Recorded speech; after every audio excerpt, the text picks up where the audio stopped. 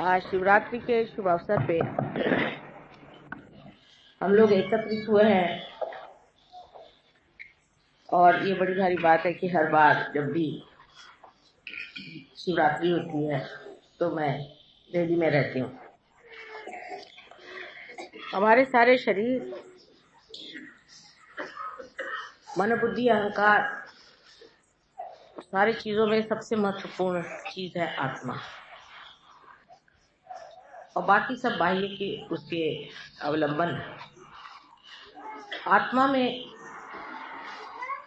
हम अपने पिता प्रभु का प्रतिबिंब देखते हैं। कल आपको आत्मा के बारे में मैंने बताया,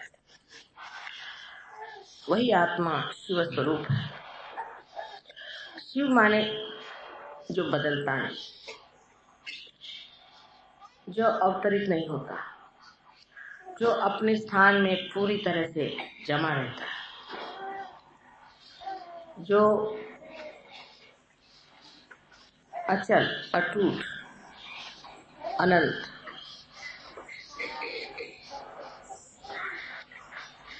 ऐसा वर्णित है। उस शिव की आज हम अपने अंदर पूजा करते हैं। वो हमारे अंदर प्रतिबिंबित है। कुंडलिनी के जागरण से हमने उसे जाना है और उसका प्रकाश जितना जितना प्रज्वलित होगा उतना हमारा चित्त भी प्रकाशमय होता है। लेकिन इस शिव के ओर ध्यान देने की बहुत जरूरत है। शिव के प्रति पूर्णतया उन्मुख होने के लिए, उस तरफ अपने को पूरी तरह से ले जाने के लिए हमें जरूरी है कि ये समझ लेना चाहिए कि उसकी तैयारी क्या है। जैसे एक कंदील में आपने जोत बार दी, लेकिन कंदील इस योग्य न हुआ कि उस जोत को अपने अंदर संभाले,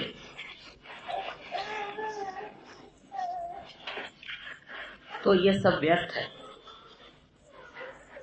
ये सब कुछ व्यर्थ हो जाएगा, ये सारा कार्य व्यर्थ हो जाएगा।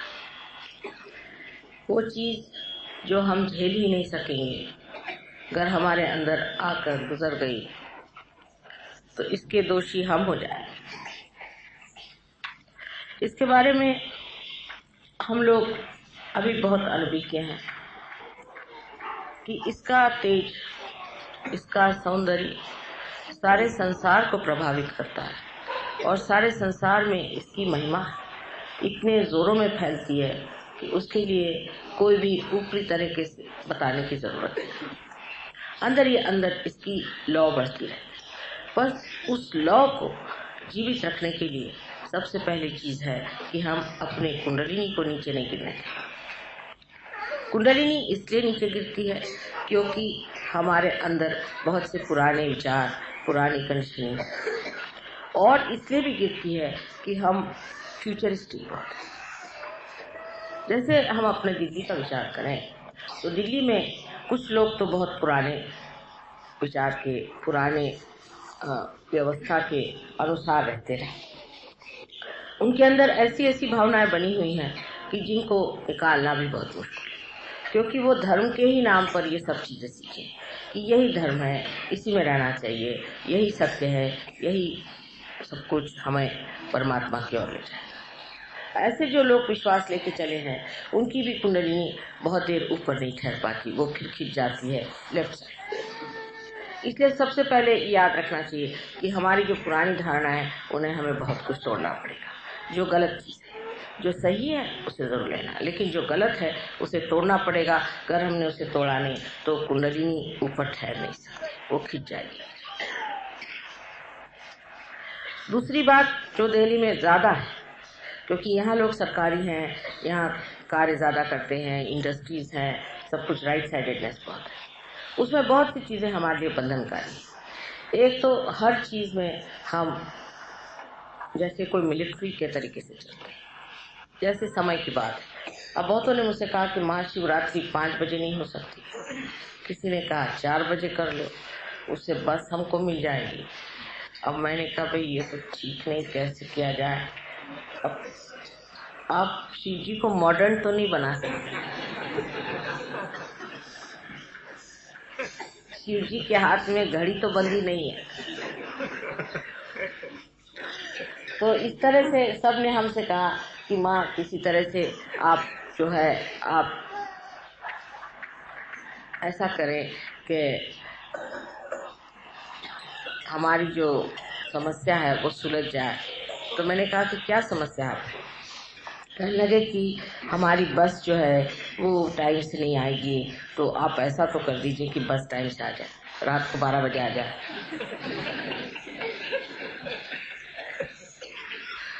इस तरह के अनेक प्रश्न इस तरह की बातें, ये बहुत उछली बात है, बहुत उछली। आपने अभी तक किया ही क्या है धर्म के लिए? शिव को प्राप्त करने के लिए पार्वती जी ने कितने वर्षों तक तप किया था। पार्वती जी ने, जो स्वयं साक्षात आदिशक्ति। आपने कौन सा तप किया, कौन सी मेहनत उठाई? एक रात की चलो सही जागरण ही हो जाए शिव जी के नाम पर। आपने ऐसा कौन सा त्याग किया है शिव जी के नाम पर, या कौन सी विशेष आपने कार्य प्रणाली ली है कि जिससे आप चाहते हैं कि शिवरात्रि भी बदल जाए? जो चीज अटूट है उसको दिन में कैसे माना जाएगा, ये मेरी समझ में नहीं आ रहा था। तो मैंने कहा किसी तरह से सो जाए, तब तो कोई जगाएगा नहीं शिव जी। लेकिन समझने की बात है कि हम लोग इतने उछले ढंग से परमात्मा को जानने की कोशिश करते हैं। ये बड़ी गहन चीज है, आपको पार तो करा दी। जैसे बड़े बड़े कुछ पहुंचे हुए लोग हमसे मिले तो हमसे कहने, माँ आपने इनको क्यों पार करा? हमको तो हजारों वर्ष लगे, मेहनत की, कितने जन्मों से हमने मेहनत की, तब के हमें वाइब्रेशन फूटे और आपने इनको ऐसे ही पार करा दिया, ऐसा क्यों किया?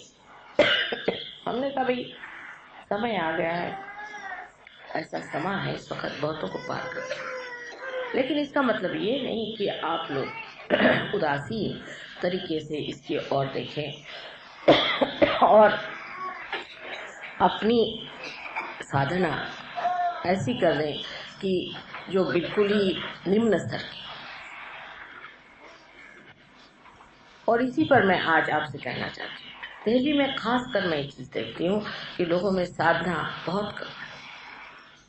ध्यान कैसे करना चाहिए, ध्यान में कैसे बैठना चाहिए, ध्यान का कार्य कैसा होना चाहिए, ये सब जानने के प्रति बहुत कम लोग रहते हैं। ज्यादातर मेरी बीवी ठीक हो जाए, मेरा लड़का ठीक हो जाए, मेरी लड़की की शादी हो जाए, लड़की की शादी हो जाए और मेरा घर बन जाए, और अगर ज्यादा से ज्यादा कि एक आश्रम बन जाए। हम अपने अंदर अगर शिव को जागरूक रखना चाहते हैं तो पहले हमें आश्रम बनना चाहिए।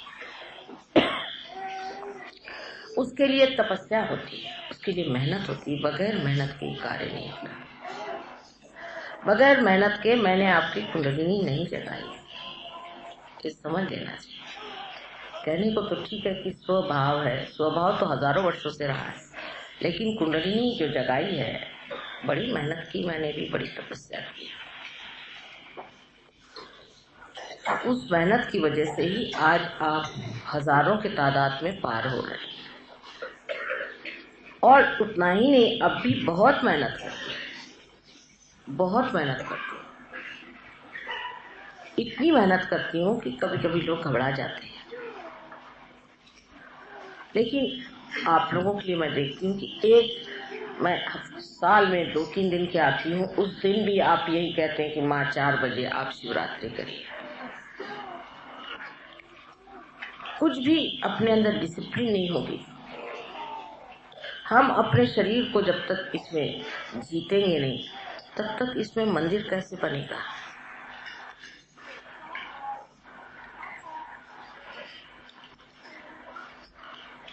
सहयोग उतने लोगों के लिए नहीं, गहनता इसमें चाहिए, और गहनता ऐसी चाहिए कि गंभीरता से, ठहरेपन से रोज आपको ध्यान करना चाहिए। रोज हमें टाइम नहीं मिलता। किसी ने कहा माँ संडे के दिन न करिए शिवरात्रि, क्योंकि सिनेमा होता है तो बहुत कम लोग आएंगे। मैंने कहा बहुत अच्छा, जो लोग सिनेमा की वजह से नहीं आएंगे वो बड़े अच्छा होगा हमारे भला के। ये सब सुन सुन करके कभी कभी मुझे लगता है कि सहयोग जो आज सबके सम्मुख खड़ा हुआ है, उसकी कोई कीमत लोगों ने की है या नहीं की। जब तक आप इसकी कीमत नहीं करेंगे, तब तक ये कार्य निष्पन्न नहीं होगा, और ये बात बनने नहीं वाली। हम लोग बहुत बड़ी बड़ी बातें करते हैं कि हमने विश्व धर्म बना दिया और सारे विश्व का उत्थान होने वाला है। आप लोग अपनी आदतें कम से कम बदलें। आज 12 साल से मैं देख रही हूँ कि बहुत कम आदत हम लोग अपनी बदल पाए। हम याद गए थे, वहाँ किसी सज्जन के बारे में किसी ने कहा कि वो तो सहयोगी हैं और अपनी माँ को बहुत सताते, माँ का बिल्कुल ख्याल नहीं करते, उनकी कोई इज्जत नहीं करते, और माँ बेचारी बहुत सीधी सरल औरत है। सुन के मेरा एकदम जी बैठ गया, ये कैसे हो सकता है। कि कितनी बदनामी की बात है कि अगर माँ सहज सरल है और लड़की की माँ है, तो लड़के के पे तो माँ का हक होता है। हाँ, लड़की की माँ तो दूसरी बात, पर लड़के की माँ है, उसको तो संभालना ही पड़ेगा, उसको कहाँ फेंक दीजिएगा। और जब वो सहज सरल है, तब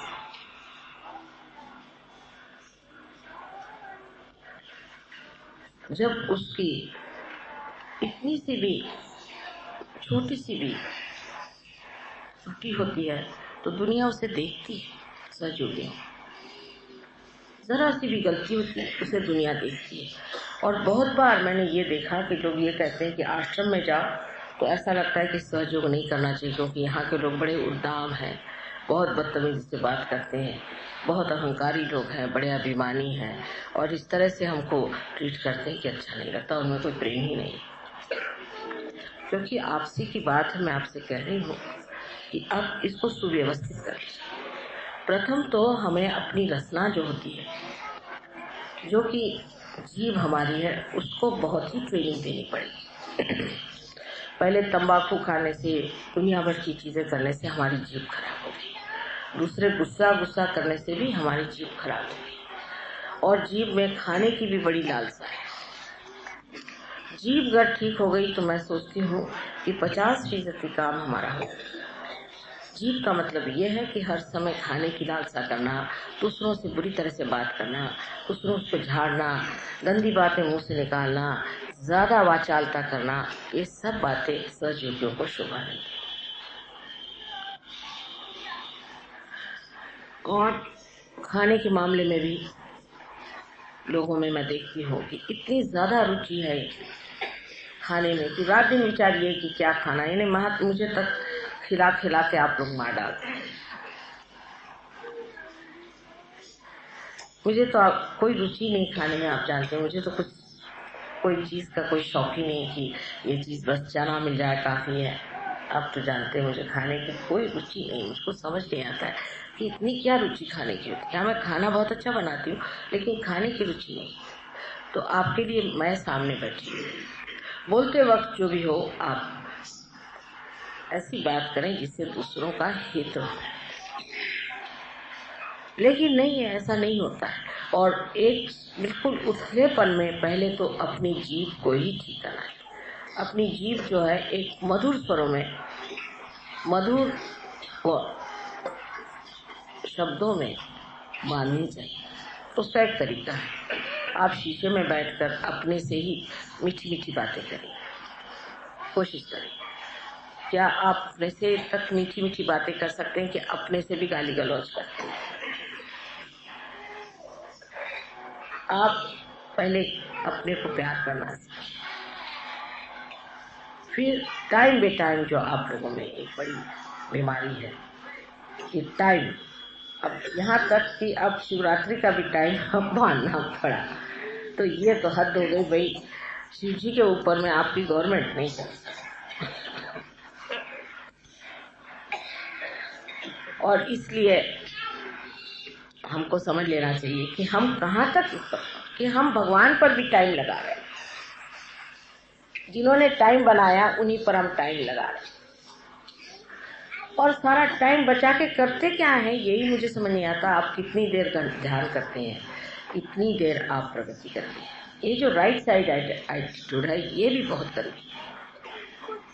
इससे भी आदमी इतना एग्रेसिव हो जाता है कि उसको ये भी नहीं अंदाज रहता कि हम साक्षात परमात्मा से ही झगड़ा लिए।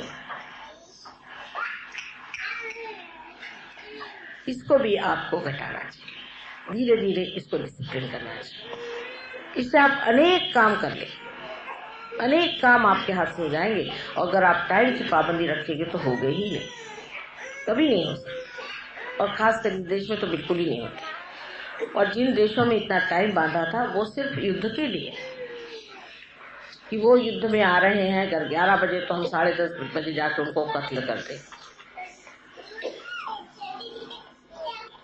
सहयोग में कोई युद्ध नहीं है तो प्रेम की बात है। प्रेम में टाइम किसको याद रहता है? आपको पता नहीं, पहले शिवरात्रि की पूजा करीबन कुछ नहीं तो 8-8 घंटे होती थी। तो कभी कभी हम 9 घंटे एक जगह बैठे, 9 घंटे एक बार भी उठे नहीं, ऐसा भी रिकॉर्ड आपको दिल्ली में है, 9 घंटे कंटिन्यूस।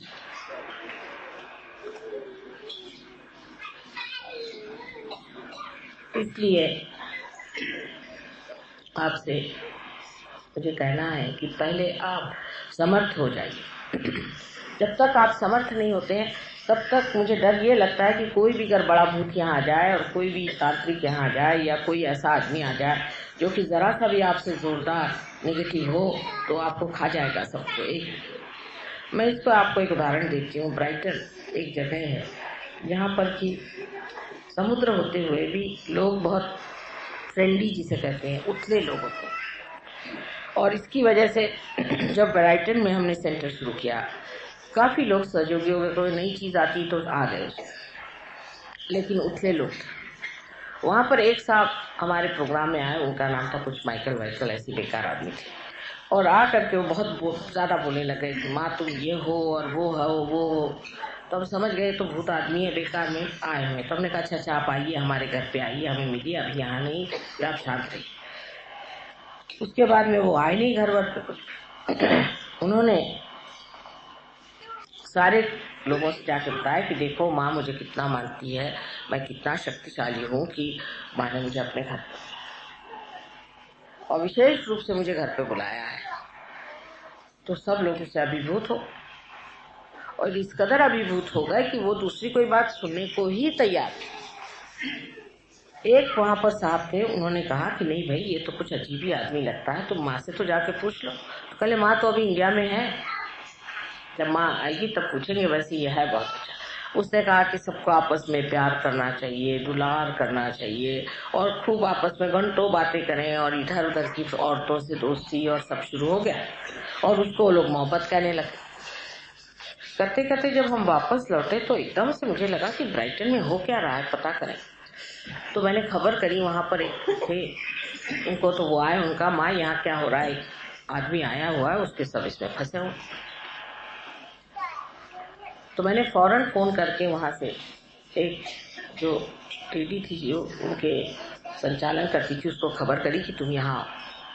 उनसे मैंने बताया कि ये आदमी एकदम झूठा है, गलत है, और इसके चक्कर में नहीं माँ वो तो प्यार है, वो तो फलाना है। उससे तो हमसे कहा कि माँ का जीवन अब कुछ रहा नहीं है ज्यादा दिन, मैं ही उनकी जगह आया हूँ, और सब बातों में विश्वास करती। मैं कहा अच्छा ऐसा कहता है। मैंने कहा बिल्कुल आप इसे छोड़ दीजिए, इसकी कोई जरूरत, अब तो मैं जीवित हूँ आपके सामने, आप मेहरबानी से इसे छोड़ दीजिए और इसको आप पूरी तरह से कह दीजिए कि आप चले जाए। लेकिन वो चक्कर ऐसा चल पड़ा कि उसको छोड़ ना पाए। वो वापस गई तो भी वही चक्कर चलता पड़ा। अंत में फिर तुम तो जानते हो तुम्हारी माँ योग माया है, हमने अपना चक्कर चलाया तो वो एक रात एक औरत को लेकर उन लोगों का सबका सामान उठा करके मार दिया, तब इनकी खोपड़ी ठीक है। पर अब भी वो जो औरत थी जो उसने सारा ऑर्गेनाइज किया था, इतना महत्व किया था, अब भी वो सहयोग में जम नहीं पाई। अब सहयोग से निकल ही गई। हमने कहा तुम आया ना। तो अगर आप कमजोर हो जाएंगे तो सारे के सारे गिल पकड़ में आ जाएंगे, और आपकी जब तक संवेदना बढ़ेगी नहीं तब तक कैसे होगा। और दिल्ली वालों की संवेदना बड़ी कमजोर है, सबसे कमजोर, सारे सहयोगियों में सबसे कमजोर दिल्ली वालों की संवेदना। उनको कुछ महसूस नहीं होता, वो कुछ जान ही नहीं पाते कि कौन आदमी अच्छा है बुरा है, किसके वाइब्रेशन ही नहीं जानते। और कोई भी ऐसा आदमी आ जाए तो उसके चक्कर में आ जाते हैं, और गलत धारणा को ही मान करके उसके चक्कर में आकर के अगर कोई यहाँ पक्का तांत्रिक आ जाए तो आपको तो बेवकूफ बना ले जाए। इसलिए अपनी जो है सत्ता बनानी पड़ेगी, अपनी संपदा बनानी पड़ेगी। इतना ही नहीं, अपनी अवस्था अपनी ही जमानी पड़ेगी, नहीं तो काम नहीं होना। इस चीज पर मैं आपसे इतना ही कहूंगी कि हमसे जितनी मेहनत बनी हमने कर दी है, और अब आपके लिए उचित है कि आप इससे आगे की जो मेहनत है वो करें। अगर आपने अपनी मेहनत नहीं की तो हम आपका सहारा कहाँ पर दे सकते हैं। मुझे कभी कभी बड़ा डर लगता है कि एक साधारण सा मनुष्य जो कि शूद्र सा है, जो कि एकदम से आप समझ सकते हैं कि एकदम शूद्र है, उसी को खोपड़ी बिठा लेते हैं और फिर मुझसे आर्ग्यू भी करते हैं कि नहीं ये आदमी ठीक है। कि कितनी दुखदायी बात है। मुझे आश्चर्य भी होता है और दुख भी लगता है कि कब ये लोग अपनी संवेदना को बढ़ाएं। तो आज इस विशेष दिन पर हमें अपने शिव जी को साक्षी रख के कहना है कि हम अपने अंदर इस शक्ति को पूरी तरह से ऐसे संभालेंगे कि हम शक्तिशाली, रोज ध्यान करेंगे, रोज मेहनत करेंगे।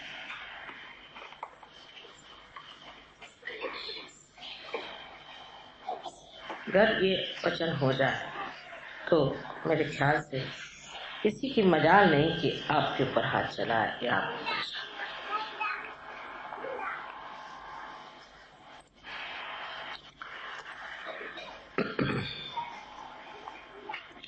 हमारे अंदर जो दोष है वो कोई इतने बड़े नहीं, लेकिन सबसे बड़ा हमारे अंदर जो दोष है वो है इच्छा। जब तक हमारे अंदर शुद्ध इच्छा परमात्मा को पाने की तीव्र न हो जाए तब तक कोई भी नहीं काम कर सकता। हम कुछ भी कहें सब बेकार है, हम कुछ भी बोले सब बेकार है। सिर्फ तीव्र इच्छा होनी चाहिए, और आदमी को इस तरह से कहना चाहिए कि ये मेरा कर्म नहीं है, ये मेरा जीवन नहीं है, ये मेरा ब्रीद नहीं है, पर एकमेव लक्ष्य ही मेरा ये, और मेरे लिए कुछ नहीं, मैं एकमेव सिवाय आत्मा के सिवाय और मैं कुछ नहीं। ऐसा अपने अंदर आप लोग विचार बांध। मैं जहाँ तक समझा सकती हूँ मैंने आपको समझाया। आशा है आप लोग इसको समझने की पूरी कोशिश।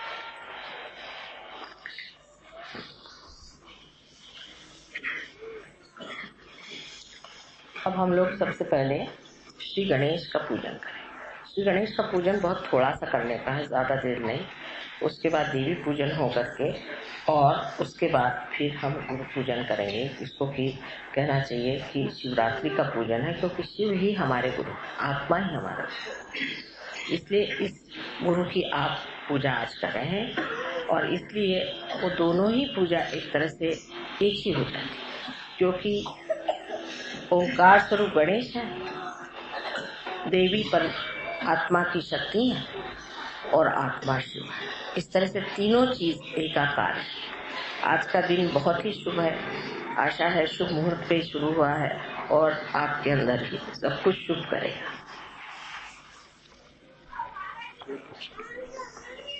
शिव जी के पूजन में सभी चीज गर्म इस्तेमाल होती है अधिकतर, और उसके बाद ठंडाई दी जाती है। वजह यह है कि शिव जो है वो हिम से भी ज्यादा ठंडे हैं और उनको गर्म रखने के लिए उनको सब तरह की गर्म चीजें दी जाती है। हम लोग गर्म हैं, इसलिए हमें ठंडे करने की चीजें लेनी पड़ती है। और जो आप एकदम कल बहुत लोग एकदम से ठंडक बहुत आ गई, बहुत लोगों को बहुत ठंडक लगी, लेकिन फिर गर्म हो गए, फिर ठंडे गर्म चलते हैं। जब ठंडे हो जाएंगे मामले, तब सोचना चाहिए कि शिव का तत्व हमारे अंदर जागृत हो गया। तो आपको गर्म लेने की जरूरत नहीं है कि आप कोई कहने लगा कि शिव जी जो तो भंग पीते थे तो हम पियेंगे, आप कोई शिव जी नहीं, तो फिर आप धतूरा भी खाइए, और वो नहीं होता तो जहर भी पी के दिखाइए, क्योंकि शिव जी ये काम करते थे इसलिए हम भी करेंगे। ये जो लोग कहते हैं उनको पहले देखना चाहिए आप क्या शिव जी हैं? आप क्या हलाहल पी सकते हैं? क्या नहीं पी सकते। जब वो नहीं हो सकता है तो फिर उनके साथ मुकाबला करने में क्या अर्थ है?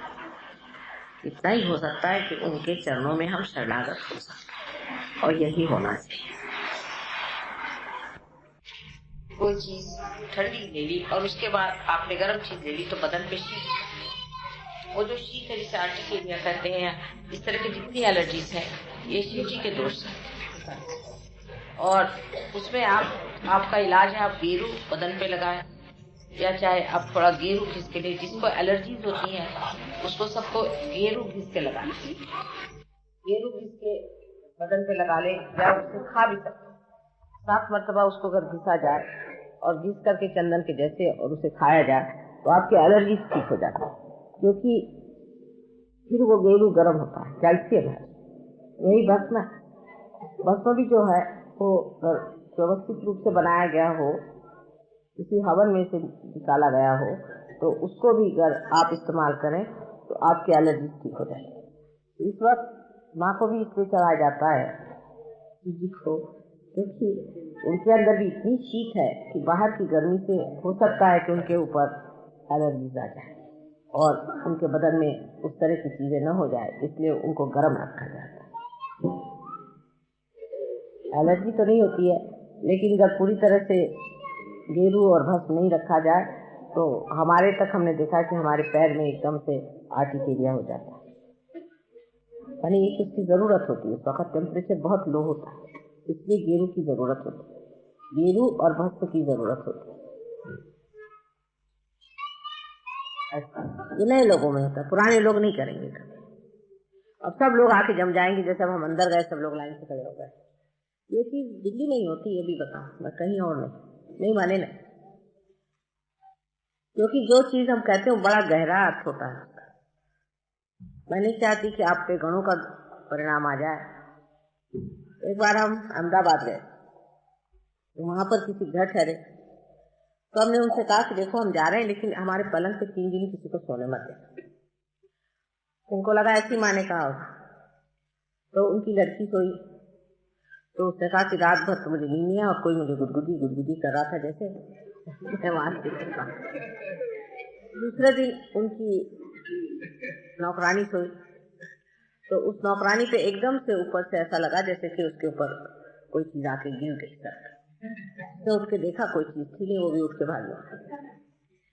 तीसरे दिन फिर उन्होंने क्षमा मांगी कि माँ हमने गलती कर दी, हमको नहीं करना। गणों का हाथ बड़ा खराब होता है, ऐसा हाथ मारते, छपट्टा मारते, मैं ध्यान देती रहती हूँ हाथ से। उनको सब हमारा प्रोटोकॉल मालूम है, कहाँ पर जाना है कहाँ।